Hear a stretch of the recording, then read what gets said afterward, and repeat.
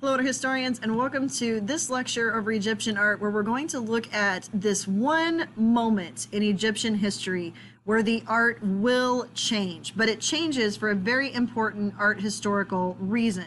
So remember, because they believe that what they were doing with their art and the rules for the art and keeping the afterlife pleasant for the upper class and the pharaohs and the royalty, Egyptian art will remain very static over time. It won't really change much in the 3,000 years of its history. However, we are going to see a moment in time where there are going to be some exceptions that happen. And during this time, called the Amarna period, we see this exception to the way that Egyptian art was always done. So a pharaoh named Amenhotep was feeling very threatened by all of the power that the priests had, especially in communicating with the gods like Ra and Amun. So what this pharaoh did, Amenhotep, he made the decision that Egypt was now going to be monotheistic, just completely shake things up and completely change the way things have been done, and decide that they are only going to have one god instead of this entire pantheon of gods, which, as you can imagine, really shook Egypt up because they've been doing things so consistently for such a long time. The god that he was going to choose to focus on was Aten, okay? And he's going to change his name to Akhenaten, and the city to Akhetaten, which I know sounds like a lot, but all of it ends with Aten because that was the most important thing. And the symbol right here, where you can see the sun with the rays coming down, kind of became the symbol. And according to Amenhotep, or Akhenaten, only he and his family could communicate with this god. So kind of like cutting out the power of the priests in Egypt so that he had supreme rule and blessing by this god. So you can see here some major changes that are going to happen during the Amarna period, where we're going to move away from the upper class or the rulers being shown very stylized and now being shown much more naturalized. Now, there's a lot of people who look at this and go, that's not natural at all right? So any picture of Akhenaten, who's right here on this side, because he's got the pudgy belly and he's got kind of like these elongated features and this overbite, people are like, that's not how people really look. But it is how Akhenaten looked, and this is only going to be a way that art looks for a very short period of time. Now you can see he still uses the recognizable imagery of like the beard and the crook and the flail that he's holding, but it's much more naturalistic to how he actually looked. And because of that, we see a lot of disproportion in the way that the figures look during this Amarna period. Now, on the right is his wife, okay? So that's the bust of Nefertiti, which was found, and it's believed that she was one of the most beautiful women ever to be in existence in ancient Egypt. And because we know this was from the Amarna period that was so focused on naturalism, this is how she probably actually looked. Like, it really is a true bust of her facial features. Instead of being very stylized to convey an idea, it's more reflective of who she was as a person. So you can see right here that it just looks a little bit different under the Amarna period. You can see here that here's the sun with the raising. So you can see here that this is Akhenaten. You can see that his features are not perfect. His body is very elongated. He's got kind of this elongated head shape. You can see that their figures are much more natural looking. We don't see the composite view. Like, basically they took all of the rules that were in the canon and broke it, because they were basically breaking the rules of Egyptian culture anyway by saying there was just one god. So major changes we can see here happening with this art, that it's becoming much more naturalized, to kind of convey with the fact that they're breaking all the rules, not just the religious rules. Now, you can also see that the way that they're shown in the art, the content is very different as well. You can see that he and his wife are interacting in much more natural ways. They're actually talking to each other and looking at each other. You can still see some of the canon of proportion there because their face is still shown in profile. The feet are shown to the side. But he's sitting in a very natural position. She's touching him. They're kind of having an intimate conversation. Much more natural, not just in form, but also in content and the scenes that are being shown. So the work of this work of art that they're including for the 250 is Akhenaten and his wife and 3 daughters. All right. So you can see here that you have that naturalistic form where everything's kind of elongated. You've got this pudgy belly, and you've got the clothing is shown in a very natural way. But what's impressive about this is you've got the definite scene that we know this is Akhenaten, because here's him and his family being blessed by Aten, all right? But you've got the 3 daughters, and they're not shown all somber and solid and unmoving. There's emotion here. It's very naturalistic in what is being shown in terms of content, and not just in the figures that are in it. So here we go. I mean, I've got kids. I know how this looks. Like, dad is hugging the baby and kissing the baby, who's got kind of the elongated head like he does.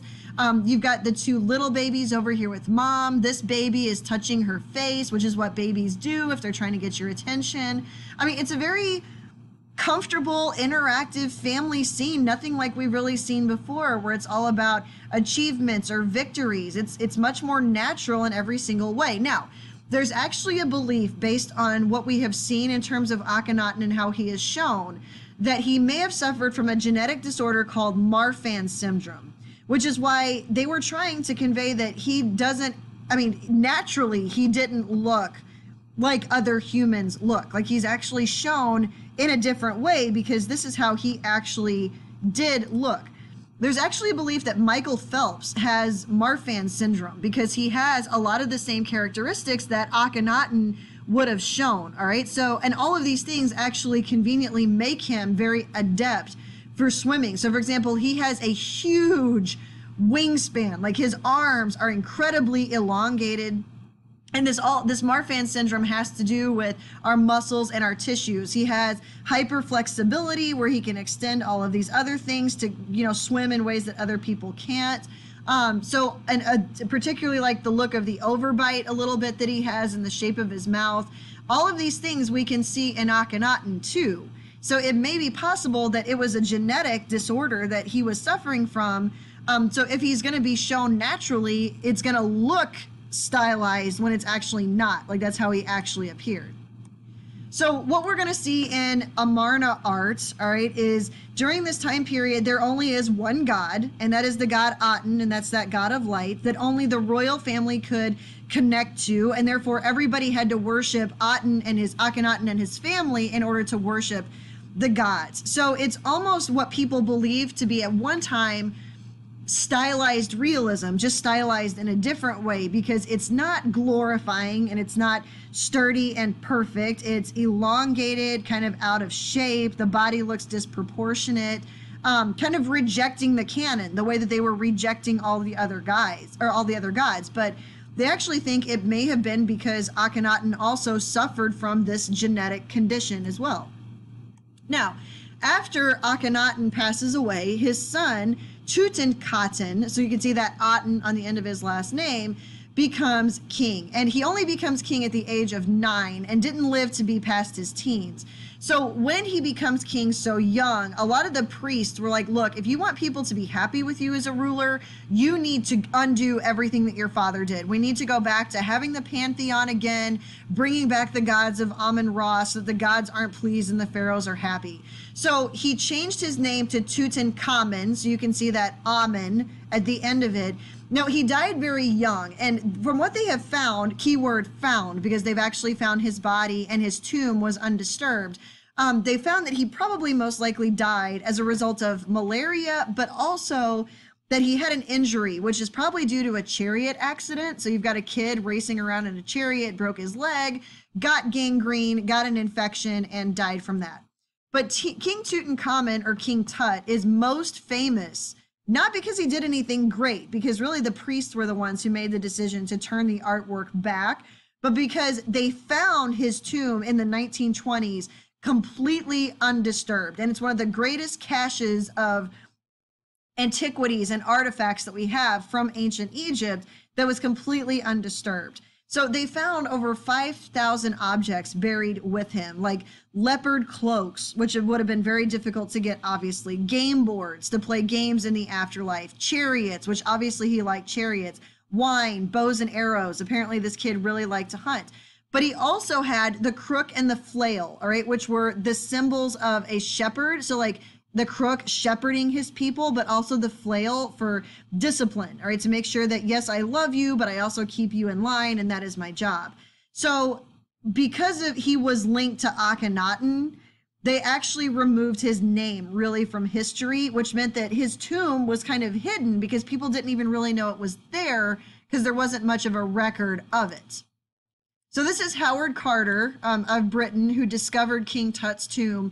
And during the 1920s, during the Roaring 20s, people really went Egyptian crazy after they discovered King Tut's tomb. Like during the age of Prohibition, they loved to have Egyptian parties and like chests of gold and pharaohs and cemeteries. Oh my gosh, cemeteries all over the world blew up with lots of Egyptian obelisks and mausoleums that looked like mastabas and sphinxes. I mean, it was just the huge rage during the time. This is kind of the cache that they found of all these objects that were buried with King Tut that were completely undisturbed. All of these ancient artifacts that Egypt probably should have, but Britain actually has most of them. So when we see the work of art for the 250, we see King Tut's innermost sarcophagus. So this would have been within his caskets and within his outer sarcophagi. This would have been the most interior shell holding his body. And you can see that it has his face on there so that his soul could definitely recognize that and know that that is his body and that is the soul that it needs to return to.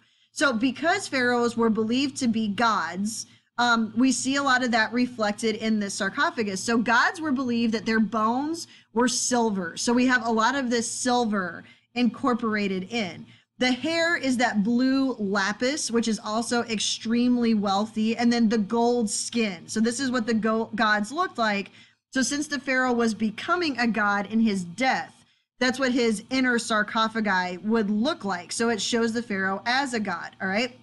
So there is a goddess, Nekhbet, all right, which is the goddess of Upper Egypt, and Wajet was the goddess of Lower Egypt. So if you look up here on the top of his headdress, you can see that there is the vulture, which eats the dead, and the cobra, which can cause death. So these two things combined are on his crown because it's Upper and Lower Egypt, showing that he rules over both. So you've got the crook and the flail also. Okay, so the materials, the mediums of this are very symbolic. It wasn't just about showing wealth. It related to that religion and rule idea that these pharaohs were gods.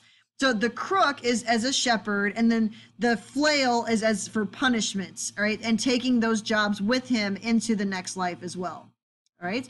So we're going to stop there, and we will finish up with looking at the temples for the gods and the books of the dead.